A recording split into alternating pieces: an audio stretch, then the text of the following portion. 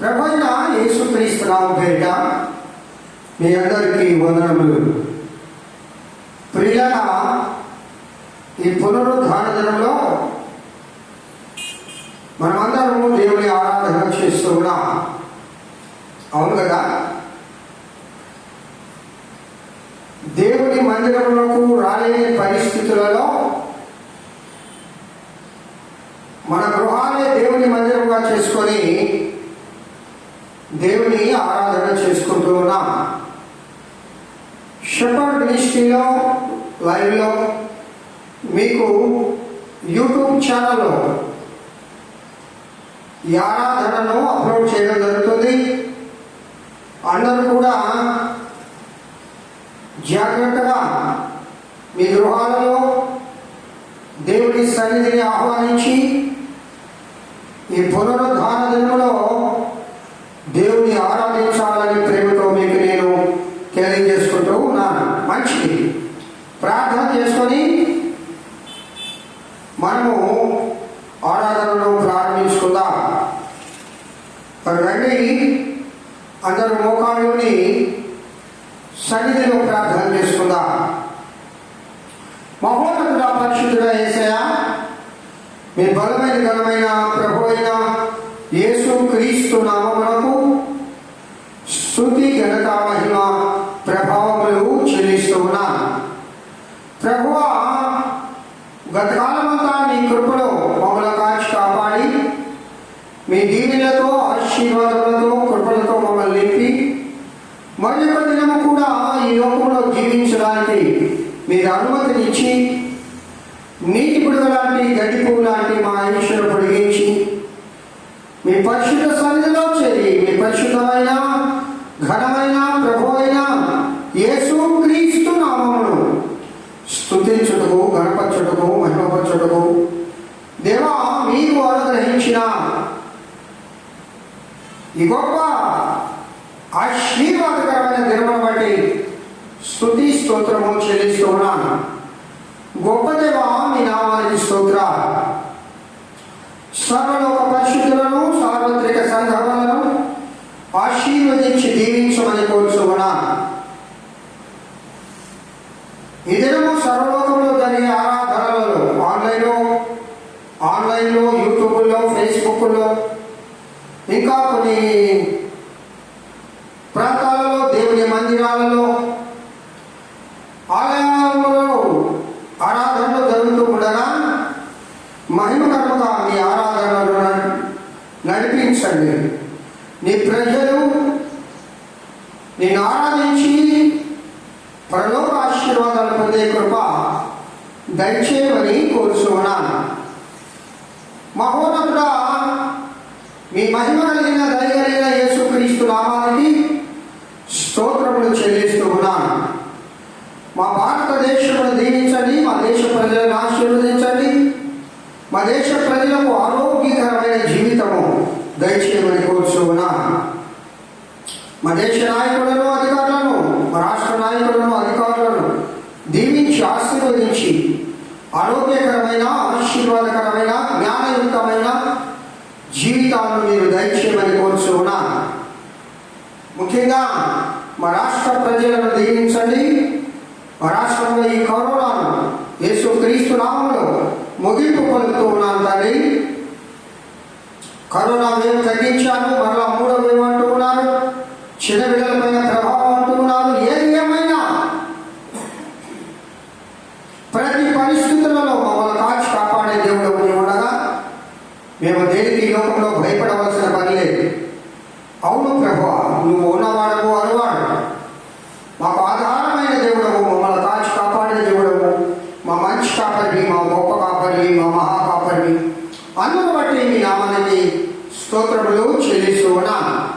యేసుదేవా, ఈ దినము నా సంఘాన్ని బట్టి ప్రార్థన చేస్తూ ఉన్నాను. నా సంఘంలో ఉన్న ప్రతి కుటుంబాన్ని, మిమ్మల్ని ఆరాధించే ప్రతి కుటుంబాన్ని ఈ ఆరాధనలో పాల్గొని మిమ్మల్ని స్తుతించి మీ వాక్యం వింటున్న ప్రతి బిడ్డను మీరు ఆశీర్వదించి దీవించండి.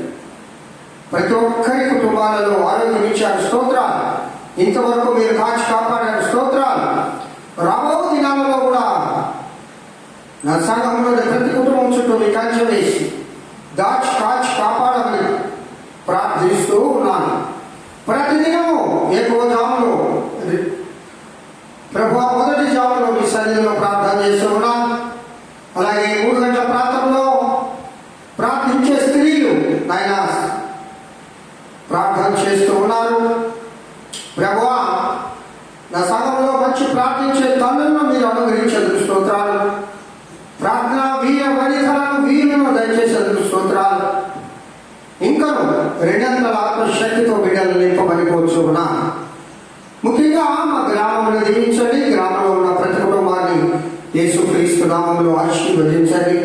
మా గ్రామంలో దైవ సేవకుల కుటుంబాలను, దైవ సేవకులను, వారి సేవను, వారి విశ్వాసాలను, వారి సంఘాలను యేసుక్రీస్తు నామంలో దీవించబడిపోవచ్చున్నా. ముఖ్యంగా దేవా బోగోలు మండలంలో ఫాస్టర్ ఫెలోషిప్లో ఉన్న దైవజనులను వారి కుటుంబాల చుట్టూ మీ కంచె వేసి ఆశీర్వదించి దీవించండి. వారి సంఘాలను, విశ్వాసులను ఆశీర్వదించండి ప్రభువా. యేసుదేవా బలహీనుడైన నీ దాసులను నీ చేతులకు సమర్పించుకుంటూ ఉన్నాను. నీ సాధనముగా వాడుకొని మా ఒక్కొక్కరితో మాట్లాడమని యేసు నామం పేరిట వేడుకొనుచున్నాను తండ్రి. ఆమేన్. హల్లెలూయా. మంచిది ప్రియులారా, ఓ పాట పాడుకొని మనము దేవుని వాక్య ధ్యానంలోకి వెళ్దామా? రండి, అందరూ చప్పట కొడుతూ నాతో కలిసి ఈ పాటలు పాడాలని ప్రేమతో మీకు నేను తెలియజేసుకుంటూ ఉన్నా.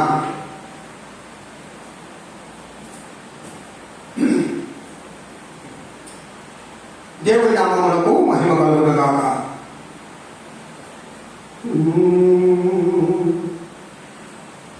నీవే నా సర్వము యేసయ్యా,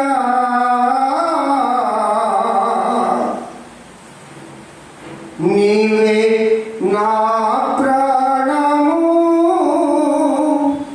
యేసయ్యా. అందరం కలిసి పాడదామా? నీ సేవలోనే నా తుది శ్వాసను విడవాలని యేసయ్యా, నీకై బ్రతకాలని ఆశయ్యా. నీ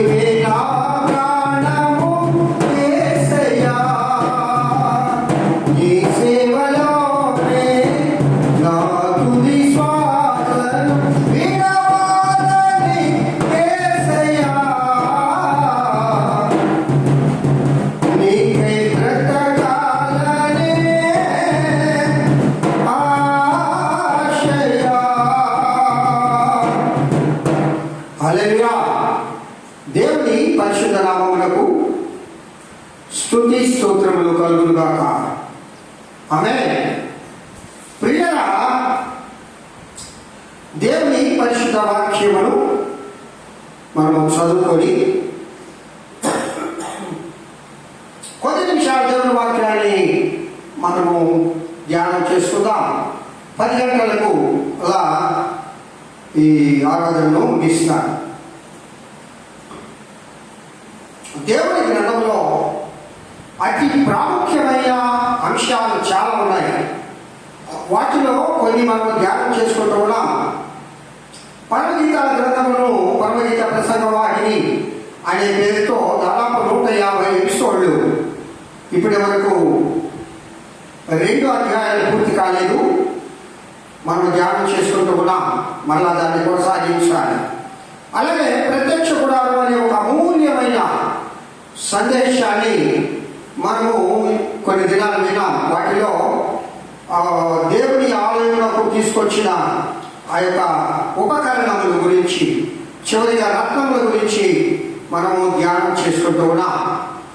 ఏది ఏమైనా ప్రియులారా, ఇవన్నీ కూడా దేవుని గ్రంథము, జీవ గ్రంథం. ఇది జ్ఞానగని. ఇది అనేక ఆత్మీయ సత్యాలను మనకు బోధించి ఒక మంచి దేవుని పరిశుద్ధాత్మ ద్వారా రాయించబడిన దేవుని వాక్యం మనకు ప్రవహించారు. ఈ లోకంలో మనము ఆయన బిడ్డలుగా మారి ఏ విధంగా జీవించాలో ఇది మనకు ఒక దర్పణం, ఇది ఒక మనకు అర్థం. ఈ వాక్యం అనే అర్థంలో మన జీవితాలను పరిశీలన చేసుకోవడానికి ఆ ప్రభు వారు మన కోసం సిద్ధపాటు చేసిన ఈ బైబిల్, ఈ 66 పుస్తకములు ఎంతో ఉన్నతమైన సందేశాలు, ఉన్నతమైన ఆత్మీయ భావాలలో, ఆత్మీయతలో మనల్ని నడిపించడానికి ఆ దేవుని వాక్యం మనకు ఎంతో ఉపయోగపడుతుంది కదా. మంచిది ప్రియులారా. ఈ దినము అప్రత్యక్ష గుడారం 3 భాగాలని చెప్పుకున్నాం కదా. మోషేకు సీనాయి పర్వతం పైన దేవుడు పిలిచినప్పుడు, మోషే నా కోసము ప్రత్యక్ష గుడారాన్ని నువ్వు కట్టాలి. ఏమండి,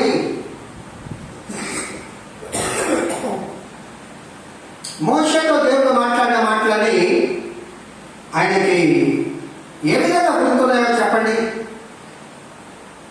ఎంత జ్ఞాపక శక్తిని దేవుడు ఇచ్చాడు. ఇప్పుడైతే మనకు పెన్నులు, నోట్సులు, రికార్డులు, రికార్డ్ చేసుకోవడం, అనేక వాటిని మనము జ్ఞాపకం పెట్టుకోకుండా మన మనసులో వాటిని మనం ఈ విధంగా దాచిపెడతా ఉన్నాం. అవసరమైనప్పుడు తీసి వాటిని ధ్యానం చేసుకుంటుంటాం. కానీ కేవలము ఆ 10 ఆజ్ఞలు మాత్రమే దేవుడు తన సేవరాతతో రాశాడు. మిగతా విషయాలని దేవుడు మోషేకు చెప్పాడు.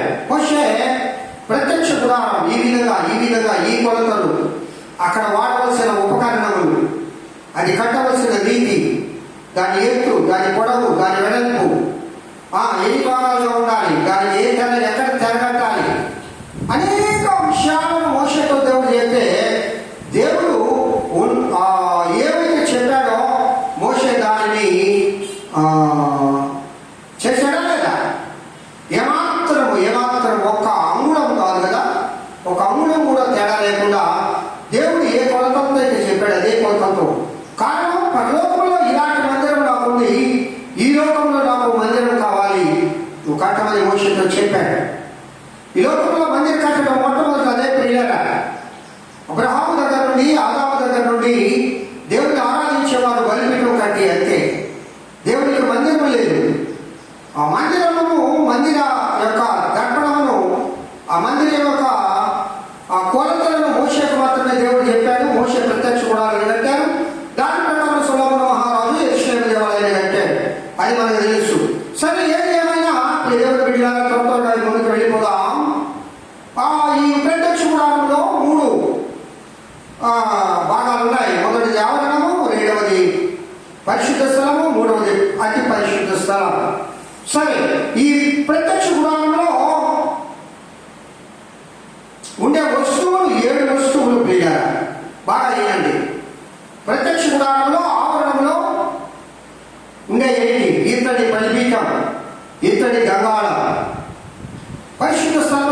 సముఖపు రొట్టెల బల్ల, ధూప వేదిక, మందసము, అతి పరిశుద్ధ స్థలంలో కరుణాపీఠం.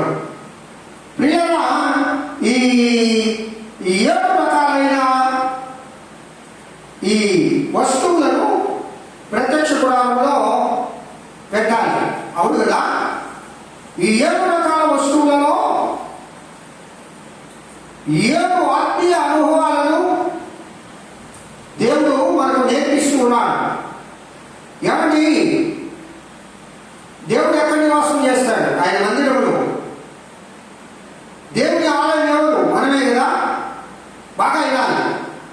నీ శరీరమే దేవుని ఆలయం. ఈ శరీరము ఆవరణం.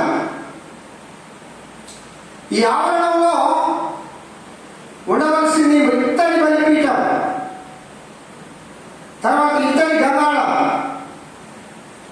ప్రియులారా, ఈ 7 వస్తువులలో 7 అనుభవాలు. ఇది ఒక్కొక్క ప్రసంగము దాదాపు కొన్ని దినాలు చేయవచ్చు, కానీ టూకీగా మీతో నేను చెప్తూ ఉన్నాను. మరలా దేవుని ఆలయంలోకి వచ్చిన తర్వాత సంపూర్ణంగా మనం వీటి గురించి ధ్యానం చేసుకుందాం. మనం ఎట్లా ప్రత్యక్ష గుడారం గురించి ధ్యానం చేసుకుంటున్నాం కాబట్టి ఆ పరంపరలో ఈ అంశం వచ్చినప్పుడు సంపూర్ణంగా లోతైన అనుభవాలకి దేవుడు నడిపించడు కాక. ఆమె ఇక్కడి బలిపీఠము. ఈ బలిపీఠం ఎట్లా కట్టాలండి? 27వ కాండం 27వ అధ్యాయం 1వ వచనంలో ఆయన దేవుడు మోషేకు చెప్తాడు, అయ్యా మోషే, 5 మూరల పొడుగు 5 మూరల వెడల్పు బలిపీఠంలో తుమ్మ కర్రతో నేను చేయవలెను. జ్ఞాపకం పెట్టుకోండి. ఏ కర్ర? తుమ్మ కర్రతో. ఆ బలిపీఠం చచ్చౌకముగా ఉండవలెను. ఏమండి, పొడుగు వెడల్పు సమానంగా చచ్చౌకముగా ఉండవలెను.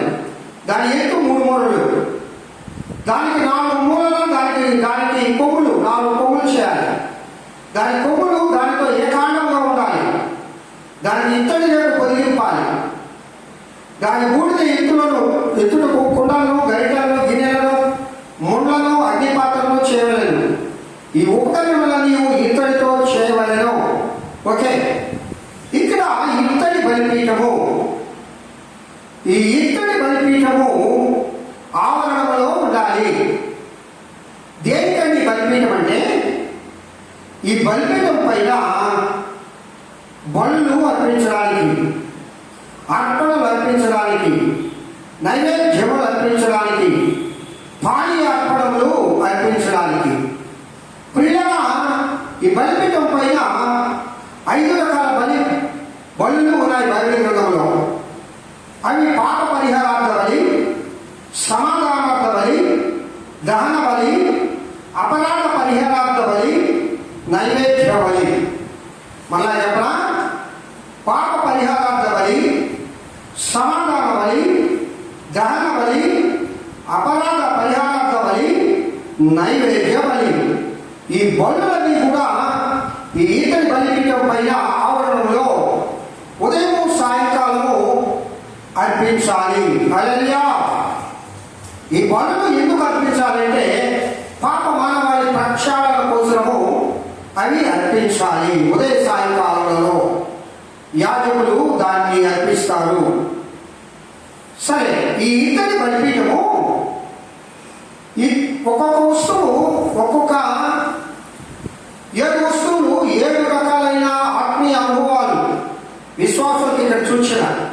సరే, తుమ్మకర్ర అంటే ఎవరు? తుమ్మకర్ర అంటే మానవుడు. ఈ లోకంలో ఉన్న మానవ జాతినంతా కూడా దేవుడు తుమ్మకర్రతో పోలుస్తూ ఉన్నాడు. తుమ్మకర్ర అంటే నీవే. ఓ మానవుడా, నీవే తుమ్మకర్ర. ఈ తుమ్మ చెట్ల గురించి మనం ఆలోచిద్దాం. సరే వినండి. ఇత్తడి బలిపీఠం అంటే అర్థం ఏంటనగా సమర్పణ. విశ్వాసం ఉండవలసిన 7 గుణగణాలు ఇక్కడ 7 ఉపకరణాలను బట్టి మనకు టూకీగా చెప్తాను, రాసుకోండి. ఇత్తడి బలిపీఠం అనగా సమర్పణ. సమర్పించుకోవాలి. అక్కడ బలిగా నిన్ను నీవు సమర్పించుకోవాలి. ఎక్కడ? ఈ సమర్పణ ఎక్కడ జరగాలి?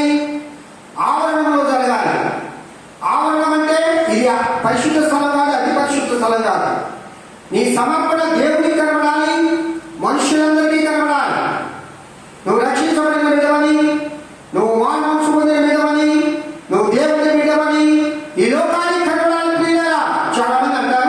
ఈ లోకంతో నాకేంటి పని, నా హృదయం ఎక్కడో దేవుడు తెలుసు, నేను ఎక్కడున్నానో దేవుడు తెలుసు, దేవుడు చూసేసారు, లోకం చూడలేదు. చాలా తప్పు. అసలు నేను చూసేవాడు నీ గురించి సాక్షి ఇవ్వకపోతే ఎక్కడో ఉన్న దేవుడు లేక నేను ఎల్లప్పుడూ చూసే దేవుడు ఎలా సాక్ష్యం ఇస్తాడు? అనేక మంది ఎదుట ఈ లోకంలో నా సాక్షిగా నువ్వు జీవించాలి. అందుకే ఆవరణలోనే సమర్పించుకోవాలి. ఏమి సమర్పించాలి? ప్రతిదీ నీ శరీరంలో దేవుడికి కావాల్సిన హృదయం ఒకటే కదండు. దేవుడు ఎక్కడా? హృదయమే నీ ఆలయం క్రీస్తు. అవును కదా? మరి హృదయం ఇసేదాలే నో ప్రాణము, ఆత్మ, శరీరము సంపూర్ణంగా దేవుని బలిపించాలి. ఏమిటి? బలిపశువులు ఇతర బలిపీఠం మీద పెట్టిన తర్వాత అది సంపూర్ణంగా బూడిదగా మారే వరకు అగ్నితో దాన్ని కాల్చబడాలి. హల్లెలూయా. ఏమాత్రము మిగలకూడదు ప్రియులారా. సమర్పణ పరిపూర్ణంగా ఉండాలి. పరిపూర్ణంగా అర్పించాలి. అది దహన బలే కానీ, పాప పరిహారార్థ బలే కానీ, సమాధాన బలే కానీ, అపరాధ పరిహారార్థ బలే కానీ, నైవేద్యమే కానీ, ఏది ఏమైనా ప్రతి బలి కూడా సంపూర్ణంగా నువ్వు అర్పించాలి. ఆమె దేవుని నామమునకు మహిమ కలుగును గాక. ఇక్కడ బలిగా సమర్పణ నీ జీవితము సంపూర్ణంగా అర్పించాలి. నా హృదయం దేవుడికి ఇచ్చానండి అంటారు కొందరు. మరి మనసు, మరి నీ ప్రాణం, నీ శరీరం, నీ అవయవములు ప్రతిదీ సంపూర్ణంగా ఆ బలిపీఠం పైన సమర్పించాలి. సరే, ఇక దాని గురించి ఊహిస్తే చాలా ఉంది. కానీ ఇంతటి గంగాళం అంటే ఏంటి? శుద్ధీకరణ. ఎప్పుడైతే సమర్పించుకుంటావో ఆ తదుపరి నువ్వు శుద్ధీకరించబడాలి. నీతి ద్వారా నీతి బాప్తిస్మం ద్వారా శుద్ధీకరించబడాలి అని సూచిస్తుంది. మూడవది సముఖపు రొట్టెల బల్ల. ఇది సహవాసాన్ని సూచిస్తుంది. క్రైస్తవులు సహవాసము, రొట్టె విడిచుటేందును, ప్రార్థన చేయటేందును, అనుదినము వారు ప్రార్థన ఎందును, వారు అనుదినము వారు కూడుకొని దేవుని ఆరాధించేవారు. ఆదికాలం క్రైస్తవులు, అపోస్తలులు. సహవాసం అనేది క్రైస్తవ్యానికి చాలా ప్రాముఖ్యమైన అంశము. సహవాసం తప్పనిసరిగా కావాలి. కొందరంటారు, ఏమయ్యా చర్చికి రాలేదు, నేను రాను, నేను ఇంట్లో ఉండే దేవుడు ఆరాధన చేసుకుంటా. బాబు నువ్వు చర్చి మెంబర్. నేను ఏ చర్చి మెంబర్ని కాదండి, నేను ఎక్కడికి వెళ్ళను. ఏమంటే ఒక విశ్వాసి అనాలో మరి ఏమన్నాలో క్రైస్తవుడు అనుకుందాం, పేరు పెట్టుకున్న క్రైస్తవుడు, పేరుకు మాత్రం క్రైస్తవుడు. ఆయనట ఉదయం దైవజనుడు ఆయన కలిశాడట. ఏ బాబు, ఇంతకు ముందు ఒకసారి మా చర్చికి వచ్చావు కదా, ఒక్కరోజే వచ్చావే, నువ్వు కనబడలేదే, మరి ఏంటి, ఏదైనా ఏ చర్చికి వెళ్తున్నావు? పాస్టర్ గారు, మా ఊళ్ళో 7 చర్చీలు ఉన్నాయి. ఎన్ని చర్చీలు? భోగోలు ఎన్ని చర్చీలు ఉన్నాయండి? కృష్ణారావుపేటలో ఎన్ని చర్చీలు ఉన్నాయి? భోగోలు మండలంలో ఎన్ని చర్చీలు ఉన్నాయి? చాలా ఉన్నాయి కదా. ఆ భోగోలు మండలానికి ఆశీర్వాదకరం ఇవి దేవాలయాలు కలిగి ఉండడం. హల్లెలూయా, మంచిది. అవునాయనా, 7 చర్చీలు ఉన్నాయి. నేను ఒకరోజు ఆ పెద్ద చర్చికి పోయినా, అక్కడేం బాగాలే. ఏం నాయన అంటే ఏదో కొన్ని సాకులు చెప్పాడు. సరే, ఆ తర్వాత ఆ పక్కన ఇంకో పెద్ద చర్చికి పోయినా, దానికంటే కొంచెం చర్చి. ముందు పెద్ద చర్చిలో కోరుకుంటారు కదా అంతగా మానవులు ఎవరైనా పెద్ద అక్కడికి వెళ్ళా. అక్కడ కూడా నాకు నచ్చల. అక్కడ అసలు విశ్వాసాల వ్యవహారమే బాగాలేదు. సరే, దాని తర్వాత 3వ చర్చికి పోయినా, అది కూడా కొంచెం పెద్ద చర్చి. అబ్బో, అక్కడ ఉండే ఆ కమిటీ వాళ్ళు నాకు నచ్చల. ఏనాయనా, లేదులేండి, ఇంకా చాలా చెప్పాడు. ఆ తర్వాత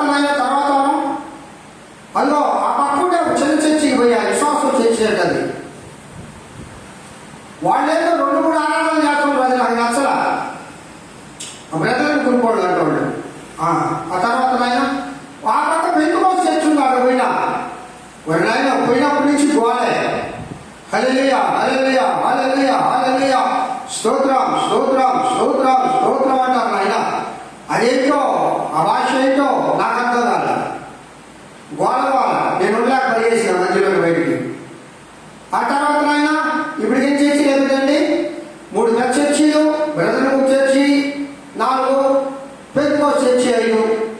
ఇక 2 చర్చీలు ఏదో మా చర్చి లాంటి చిన్న చర్చీలు ఉన్నాయంట ఆ ఊళ్ళో. ఆ మూల ఒకటి మూల ఒకటి ఆడ కూడా పోయాడంట. అవి మరీ ఏంటండి ఆడకి వచ్చేవాళ్ళు అందరూ చాలా పేదోళ్ళు, కూలి పని చేసుకునే వాళ్ళు వస్తారు. అబ్బా అక్కడికి పోతే షాపుల మీద కూర్చోవాలి, నాకు నచ్చలా. మరి ఇప్పుడు ఏం చేస్తున్నావు నాయన? నేను ఏ చర్చి వాడాలో ఇంట్లోనే ఉంటా. అరే బాబు, అసలు నీ బ్రతుకు సంగతి చెప్పు, నీ మనసు సంగతి చెప్పు, నీ వ్యవహార శైలి చెప్పు, నీకుండే హ్యాబిట్స్ చెప్పు. నువ్వు పొద్దున లేసావు కదా, బైబిల్ చదివావా, ప్రార్థన చేసావా లేదా? మరి నీ బతుకు బాగలేకుండా చర్చి బాగలేమంటారు ఏమన్నా? నువ్వు బ్రతుకు బాగు చేసుకోమని చెప్పాడంట. అవును ప్రియులారా, సహవాసము అనేది చాలా ప్రాముఖ్యం. నువ్వు ఏ చర్చి తినకండి, ఇవన్నీ దేవుడు ఏర్పాటు చేసి ఎక్కడ 1, 2, 3 చేరి నా నామమున ప్రార్థన చేయను అక్కడ ఉన్నానని దేవుడు చెప్పాడు. మా చర్చే గొప్ప అనుకునేది ఈ లోక సంబంధులు. ఇవన్నీ దేవుడు ఏర్పాటు చేసిన ఆలయంలో, ప్రతి ఆలయంలో దేవుడు ఉన్నాడు. నువ్వు ఎక్కడికైతే వెళ్తున్నావో అక్కడ నియమంగా దేవుడిని ఆరాధించడం నేర్చుకో. దేవుడు నీకు భయభక్తులు కలిగి ఉండు. ఆ దైవజనుడిని నువ్వు అనుకరించు. ఆ దైవజనుడు బోధన విను.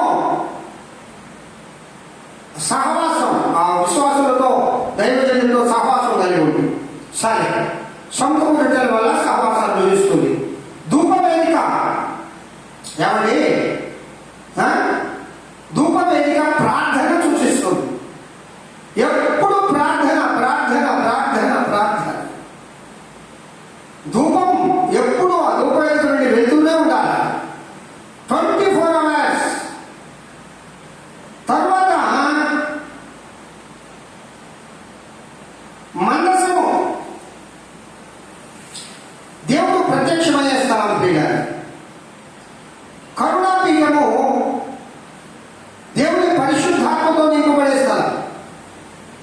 మనసును దేవుని పరిశుద్ధాత్మతో, దేవుని ప్రత్యక్షత, దేవుని పరిశుద్ధాత్మతో నింపబడాలి. నువ్వు మొట్టమొదటిగా సమర్పణ, 2వది శుద్ధీకరణ, 3వది ప్రార్థన, 4వది దేవుని యొక్క ప్రత్యక్షత. కరుణాపీఠం అనగా దేవుడు అప్పుడు నీకు ప్రత్యక్షం అవుతాడు. ఆయన మందసం పైన వచ్చి కూర్చుంటాడు కదా. కాబట్టి ధూపం వెళ్తుంది ఇక్కడ. కాబట్టి ప్రియ దేవుడు వీళ్ళారా, ఈ 7 అంశాలు 7 ఆత్మీయ అర్థాలను సూచిస్తుంది. ఈ 7 అనుభవాలను పొందినప్పుడు మాత్రమే దైవ ప్రత్యక్షతను నీవు చూడగలవు. కాబట్టి 7 ఉపకరణాలను దేవుడు ఈ యొక్క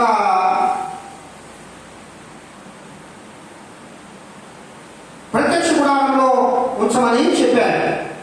ప్రియులారా, మనము చివరిగా వద్దాం. ఇక్కడ బలిపీఠం దేంతో చేయాలా? తుమ్మకర్ర. ఏమంటే తుమ్మ చెట్టు అనేది అది అంత ఉపయోగకరార్థమైనది కాదు. ఈ లోకంలో మన గృహ నిర్మాణం కోసం తుమ్మ చెట్టు ఎవరైనా వాడతారా? తుమ్మకర్రను ఎవరైనా వాడతారా? మళ్ళా చాలా గట్టిగా బరువుగా కూడా ఉంటుంది కదా. కొన్ని తుమ్మకర్రలు మళ్ళీ షాపు వెళ్ళిపోతాయి, గొడ్డలు కూడా వంకలు తిరిగిపోతాయి ఆ తుమ్మ చెట్లు కొడితే. మరి అంత నిజమైన చెట్టు, అంత గట్టి చెట్టు, కానీ అదంతా ముళ్ళే. తుమ్మ చెట్లు ఇంటి దగ్గర పెంచుకుంటారా? అసలు తుమ్మ చెట్లు ఉండే ప్రాంతాలు ఏవి? కొండల ప్రాంతము, బీడి భూములు, ఎందుకు పనికిరాని భూములు, ఎక్కడో త్రోపక్కలో పడి వచ్చిన చెట్లు తుమ్మ చెట్లు. ఈ కర్తమ చెట్లు అనేవి వచ్చినాయి. ఎక్కడ చూసినా ఒక్కదానికి మాత్రం ఉపయోగపడతాయి. అవి కాల్చబడడానికి మాత్రమే ఉపయోగపడతాయి కదా, వంట చెరువుగా. సరే, ఎక్కడో ఈ తుమ్మకర్రే దేవుడికి ఎందుకు కావాల్సి వచ్చింది? మనం చెప్పుకున్నాం కదా, తుమ్మకర్ర అంటే మానవుడు. నీవు నేను తుమ్మకర్ర లాంటి వారు. దీని గురించి ఒక 4 ఆత్మీయ సత్యాలను మనం ధ్యానం చేసుకుందామా? రండి. మొట్టమొదటిగా, ఎక్కడో ఉన్న తుమ్మకర్ర బలిపీఠంగా మారి దేవుని సన్నిధికి వచ్చింది. స్థానం మారింది, స్థితి మారింది, మార్పు వచ్చింది. ఎవరు పట్టించుకోవాలి? ఒకప్పుడు ఎక్కడో త్రోవ పక్కన ఉన్నావు, ఎక్కడో ఉన్నావు. అసలు నువ్వు చెట్టుగా కూడా ఎవరు నేను గుర్తించలే. నీ నీడకి ఎవరు రాలా. నీ దగ్గరకు వస్తే ముళ్ళున్నాయి. అసలు నువ్వు వీచే గాలి మంచిది కాదు. నిన్ను ఎవరు కూడా లెక్క చేయడం లేదు. నువ్వు ఊరు వెలపడి ఉన్నావు, నువ్వు పారవేయబడి ఉన్నావు, నువ్వు ఎన్నికలేని వాడు, ఎన్నికలేని వాడు. దేవుడికి నీవు కావలసి వచ్చింది. హల్లెలూయా. నీ స్థానం మారిపోయింది, నీ స్థితి మారిపోయింది, నువ్వు మార్చబడావు. దేవుడి బిడ్డలా, ఈ 250 దేశాలు ఉన్నాయి. 8,000 కోట్ల మంది దాదాపుగా జనాభా ఉన్నారు భారతదేశంలో. ఇప్పుడు ఇంకా ఎక్కువలేండి. వీరందరూ కూడా తుమ్మకర్రలు. కానీ ఎక్కడో ఉన్న తుమ్మకర్రలు దేవుని ఆలయంలోకి రావాలని,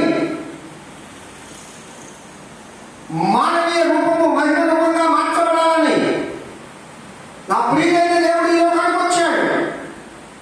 నేను నన్ను రక్షించడానికి తన పరిశుద్ధ రక్తం మార్చాడు. ఊరి వెలుపులో ఉన్న నిన్ను, ఎందుకు పనికిరాని నిన్ను, ఎవరు లక్ష్యం చేయని నిన్ను, ఎవరు గౌరవించని నిన్ను, ఎందుకు పనికిరావని పడవేసిన నిన్ను నా ప్రియమైన దేవుడు దేవుని మందిరంలోనికి తీసుకొని రమ్మంటున్నాడు. మోషేను, దైవసేవకుడా, నశించుతున్న ఈ జనాంగమును, ఎన్నికైన ఈ జనాంగమును, ఎందుకు పనికిరాని ఈ జనాంగమును నువ్వు మార్పు చేయాలి. వారి స్థితి మారాలి. ఏమండి? పొజిషన్ మారాలట.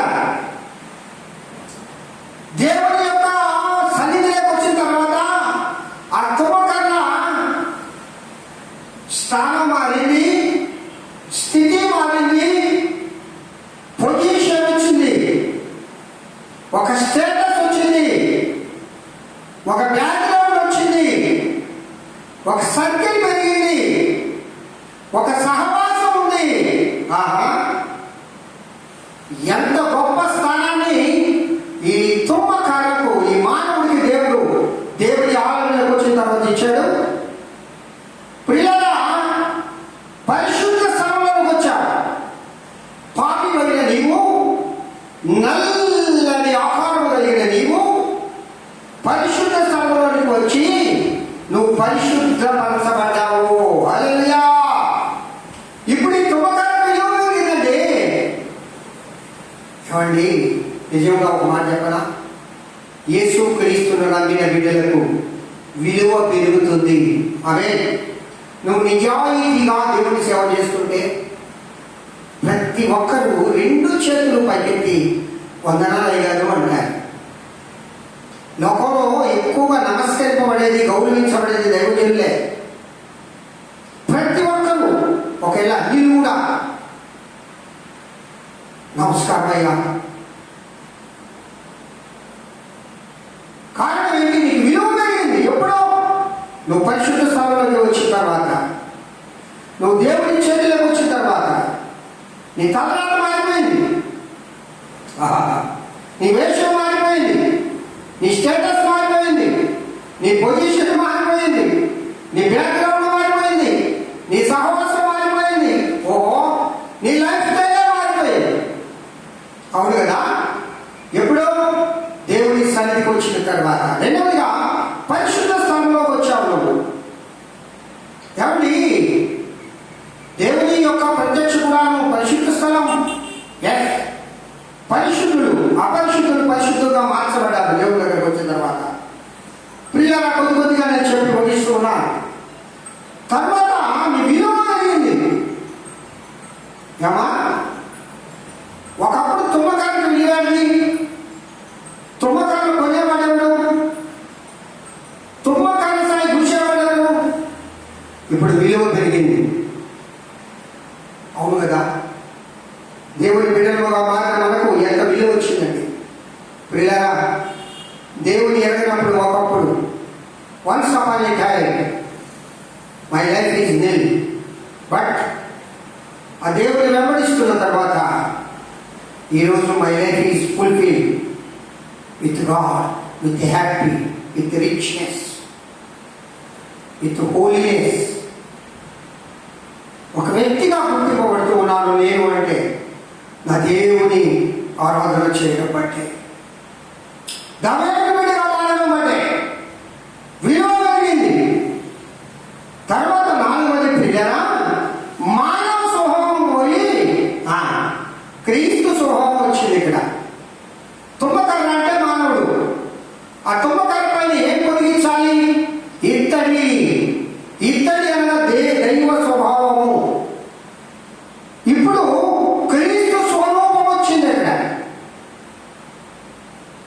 ఆ బలిపీఠాన్ని బయట చూస్తూ ఉంటే ఎక్కడ చూసినా ఇక్కడే పొదిగింపబడాలి. అసలు ఎక్కడ కూడా తుమ్మకర్ర కనిపించకూడదు. అవును కదా, తుమ్మకర్ర కనిపించకూడదు.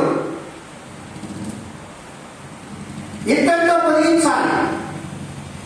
చూసిన వాళ్ళంతా ఇత్తడి బలిపీఠం అని రాయడం ఇక్కడ కూడా. దాని లోపల ఉండేది ఎవరికి తెలియదు. అలాగే ప్రియులారా, మనము దేవుని పరిశుద్ధ స్థలంలోకి, దేవుని ఆలయంలో నుండి వచ్చిన తర్వాత, అనగా దేవుని బిడ్డగా మార్చబడిన తర్వాత నిన్ను నీవు కనపరుచుకోకూడదు లోకానికి. నీలో యేసయ్యే కనిపించాలి, నీలో దేవుడే కనిపించాలి, నీలో దేవుని స్వరూపమే కనిపించాలి. నీ మాటలు, నీ చూపులు, నీ తలంపులు, నీ నడక, నీ పడక, నీ స్నేహము, నీ సహవాసము, నీ ప్రతి దినచర్యలో యేసయ్య కనిపించాలి. మానవీయ రూపం కనబడడం ఇక్కడ తుమ్మకర్ర, కనబడాలి ఇక్కడ దైవ స్వరూపం, దేవుని స్వభావం, క్రీస్తు రూపం నీలో కనిపించాలి. హల్లెలూయా. పిల్లల చివరిగా వచ్చినాన్ని చదివి నేను ముగిస్తాను. ఆ ప్రకటన గ్రంథము 11వ అధ్యాయము 1వ వచనం ఒకసారి చదివి నేను ముగిస్తాను. మరియు ఒకడు చేతికర్ర వంటి కొలకర్ర నాకు ఇచ్చి, నీవు లేచి దేవుని ఆలయమును బలిపీఠములో కొలత వేసి ఆలయంలో పూజించు వారిని లెక్క పెట్టవు అని చెప్తూ ఉన్నాడు. ఇక్కడ ఒక చేతికర్ర వంటి కొలకర్ర కొలవాలి బలిపీఠాన్ని, దేవుని ఆలయాన్ని. ఆ తర్వాత పూజించేవారిని, అంటే అక్కడ ప్రార్థించేవారిని కూడా కొలవాలి. ఇంగ్లీష్లో చదువుతానండి, చాలా చక్కని అర్థం ఉంది. Then I was given a measuring rod like a star and I was told rise and measure the temple of the God and the left altar and those who worship there. తెలుగులో ఏం రాయబడిందంటే అక్కడ పూజించే వారిని లెక్క పెట్టమన్నాడు. ఇంగ్లీష్లో అక్కడ పూజించే వారిని కూడా కొలవమన్నాడు. పిల్లలు ఇది ఒక పెద్ద ప్రసంగం, కానీ నేను ఎందుకు చెప్తున్నానంటే దేవుడు లెక్క అడుగుతాడు, దేవుడు కొలుస్తాడు నిన్ను. దేవుడు కొలతలో నువ్వు ఉండాలా. కొలకర్ర ఉంది దేవుని దగ్గర, అది చేతికర్ర కాదు, కొలకర్ర. మెజూర్మెంట్, మెజూర్ రాడ్ అంటారు దాన్ని. ఆ కొలత కర్రతో కొలిచినప్పుడు నువ్వు కొలతలో నీ ప్రార్థనలో ఎంత ఉండాలా, ఎంత కొలత, నీ భక్తిలో ఎంత కొలత, నీ సహ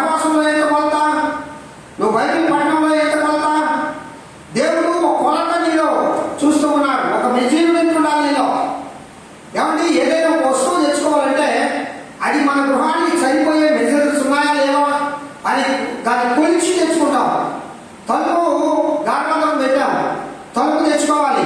ఆయన దగ్గరికి పోయి మనం ఏం చేస్తాం? మన దారిలో ఒక కొలతలు, ఒక నూనె కూడా తప్పిపోకూడదు. కరెక్ట్గా నీ ద్వారమంత్రానికి ఏ డోర్ అయితే సరిపోతుందో దాన్ని మాత్రం ఆ మెజర్స్ ప్రకారం తెచ్చుకోవాలి. అలాగే దేవుడికి కూడా ఒక కొలత, భక్తిలో కొలత కావాలండి. దేవాలయంలో బలిపీఠమే కాదు, అక్కడ పూజించేవాడిని కూడా కొలపోయా అంటున్నాడు కొలగాని ఇచ్చి. దేవుడు కొలిచేది రాబోతుంది. మెజర్మెంట్స్ అవసరం. నీ భక్తిలో, నీ ప్రార్థనలో, నీ బైబిల్ పఠనంలో, నీ సహవాసంలో, నీ ప్రేమలో, నీ ఓర్పులో, నీ సహనంలో, నీ ప్రతి ఆత్మీయ జీవితంలో దేవుడు కొలత నుంచి కొలత వేసే దినం రాబోతుంది. కాబట్టి ప్రియ దేవుడి బిడ్డ, బలిపీఠముగా మార్చబడ్డావు. ఎక్కడో పారవేయబడిన నిన్ను, ఎందుకు పనికిరాని నిన్ను నా ప్రియుడైన యేసయ్య ఆయన పరిశుద్ధ రక్తం ద్వారా నిన్ను కొని, నిన్ను కని పరిశుద్ధ స్థలంలోకి నిన్ను తీసుకొచ్చాడు. హల్లెలూయా. తీసుకొని రావడం కాదు, నీ స్థితి మారింది, నీ స్టేటస్ మారింది, నీ పొజిషన్ మారింది, నీ బ్యాక్గ్రౌండ్ మారింది, నీ సహవాసం మారింది, నీ లైఫ్ స్టైల్ మారింది. ఆమేన్. నువ్వు దేవుని స్వరూపంగా మార్చబడ్డావు. మట్టి లాంటి శరీరము మహిమ శరీరంగా మార్చబడబోతుంది దేవుని మందిరంలో నీవు ఉన్నప్పుడు. అప్రత్యక్ష గుణాలలో ఉపకరణంగా మారాలి. దేవుని ఆలయంలో ఉపకరణంగా ఉండాలి. అందుకే దేవుడు నిన్ను ఎన్నుకున్నది. పిల్లరా, రాబో రోజుల్లో మరి ఎవరుగా ఈ అంశాలను మనం ధ్యానం చేసుకుందాం. మంచిది. తుమ్మకర్ర ఎక్కడున్నావు? కొండల్లోనా, కోటల్లోనా, అడవుల్లోనా, త్రోవ పక్కన, పనికిరాని స్థలాల్లోనా? ఎక్కడ తిరుగుతున్నావు? ఏంటి ఈ తిరుగుడు? దేవుడు అనుకుంటూ ఉన్నాడు, ఆయన పరిశుద్ధ రక్తాన్ని కాల్చింది నిన్ను ఆయన పరిశుద్ధ స్థలంలో ఒక ఉపకరణంగా నిన్ను చేయాలని ఆయన కోరుకుంటూ ఉన్నాడు. నీ తుమ్మకర్ర, నీ స్థితిని దేవుడు మార్చాలనుకుంటున్నాడు. నీ పొజిషన్ దేవుడు మార్చాలనుకుంటున్నాడు. నీ స్టేటస్, ఒక స్టేటస్ మార్చాలనుకుంటున్నాడు. నీ ఉన్న స్థితిని మార్చాలని దేవుడు అనుకుంటూ ఉన్నాడు. దేవుడు నీ పట్ల ఒక లక్ష్యం కలిగి ఉన్నాడు, ఒక ప్రణాళిక కలిగి ఉన్నాడు. దేవుడి బిడ్డ లోబడి కావాలి దేవుడికి. తుమ్మకరమైన నీవు దేవుడికి కావాల్సి వచ్చింది. పనికిమాలిన నీవు, పాపిమైన నీవు, అపరాధములు చేత చచ్చిన వాడమైన నేను బ్రతికించాలని ఆయన ఈ లోకానికి వచ్చి చనిపోయి తిరిగి బ్రతికినాడు నా ప్రియుడైన యేసయ్య. కాబట్టి ఆయన కృపలో మనము ఇదేమో దేవుని మనస్సులో, దేవుని మందిరంలో ఒక ఉపకరణంగా ఉండి ఆ దేవుని మహిమపడతాము గాక. అలాంటి కృప నా ప్రియుడైన యేసయ్య అనుగ్రహించును గాక. ప్రార్థన చేస్తున్నా. మహోన్నతుల స్తోత్రం ప్రభువా, ఈ వాక్యమైన బిడ్డలను దీవించండి. మేమందరం తుమ్మకర్ర లాంటి జీవితం కలిగిన మాకు మహిమకరమైన నీ కృపను దయచేసి నీ పరిశుద్ధ ఆలయంలో చేర్చి నీవు ఒక్కొక్క ఉపకరణంగా మనం ఉపయోగించుకుంటున్న రీతిని బట్టి నీకు స్తుతి స్తోత్రములు చెల్లిస్తూ యేసు నామమున వేడుకుంటున్నాను తండ్రి. ఆమేన్. మన తండ్రి దేవుని కుమారుడైన యేసుక్రీస్తు పరిశుద్ధాత్మ నిత్య సహవాసం ఈ వాక్యం వింటున్న బిడ్డలందరికీ సర్వలోక పరిశుద్ధులకు సార్వత్రికంగా ఇప్పుడు ఎల్లప్పుడు సదాకాలంతో నడిపించుగాక. ఆమేన్. ఆమేన్. బిడ్డలారా, మీ అందరికీ ప్రభువైన యేసుక్రీస్తు నామమున పేరిట వందనములు. Praise the Lord. హల్లెలూయా.